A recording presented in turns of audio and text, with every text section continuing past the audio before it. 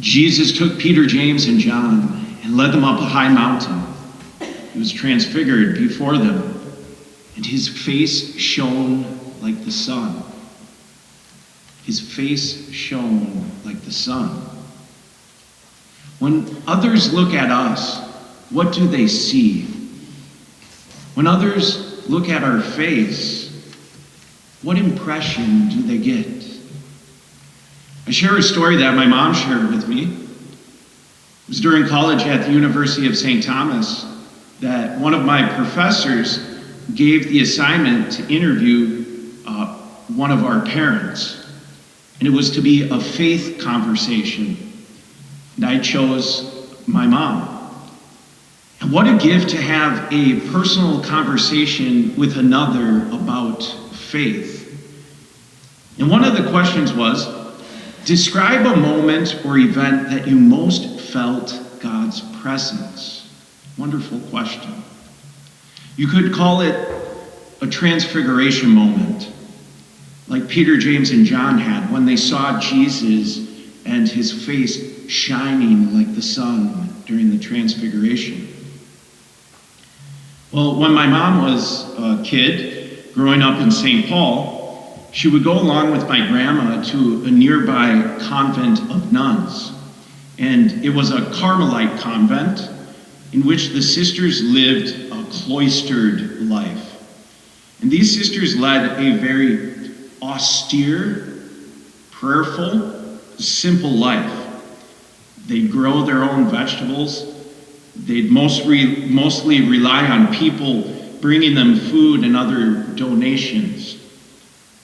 And at the entrance of this convent, they have what's called the turn. When guests come, at the entrance, they walk up to the turn and place whatever donations they have on this turn. And this is because the sisters, they don't come in face-to-face contact. They stay behind the wall, the cloister. But there's always a sister there, just on the other side, waiting to receive any visitors. But you never see them face to face. You just speak with them. You hear their voice through an intercom.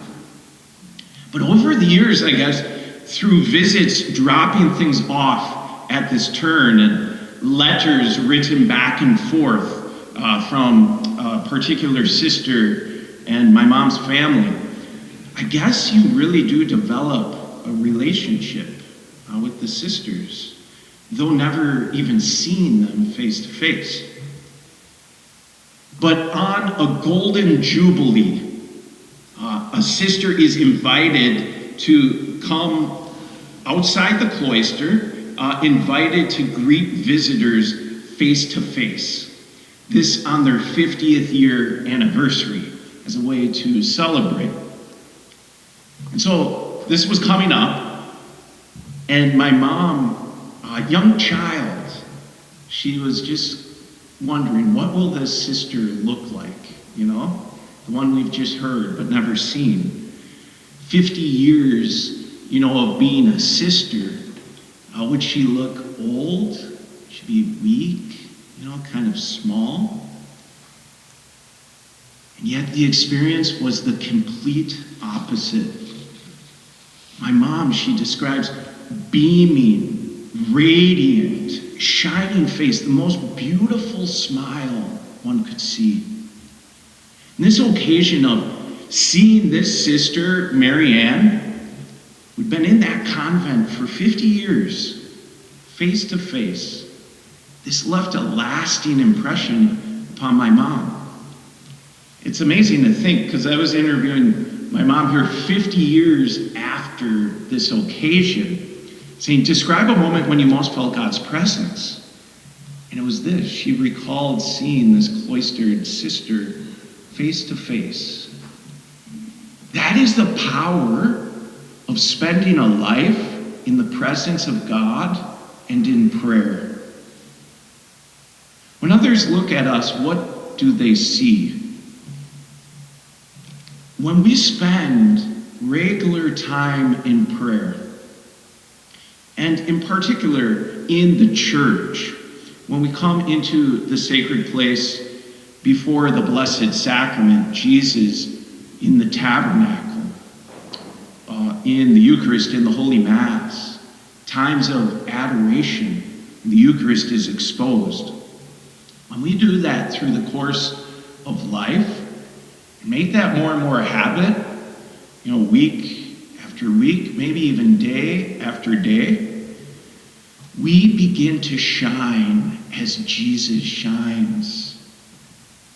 And so, in this month of August, I would just challenge us, invite us to come to visit a church, our beautiful church here, Our Lady of the Sacred Heart, or a church in our area, just one extra time a week.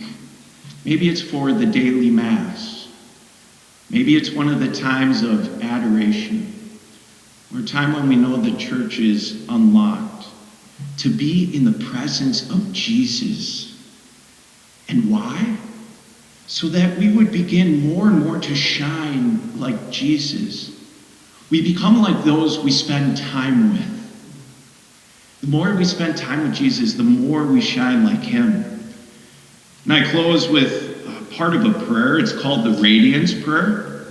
Mother Teresa's sisters, they pray this prayer every day after Holy Communion. And it says, "Dear Jesus, help us to spread your fragrance everywhere we go. Flood our souls with your spirit and life. May our lives be a radiance of yours. Shine through us and be so in us that every person we should come in contact with may feel your presence in our soul. Let them look up and see no longer us, but only Jesus. Stay with us, and then we shall begin to shine as you shine. So to shine is to be a light to others. The light, Jesus, will be all from you. Amen."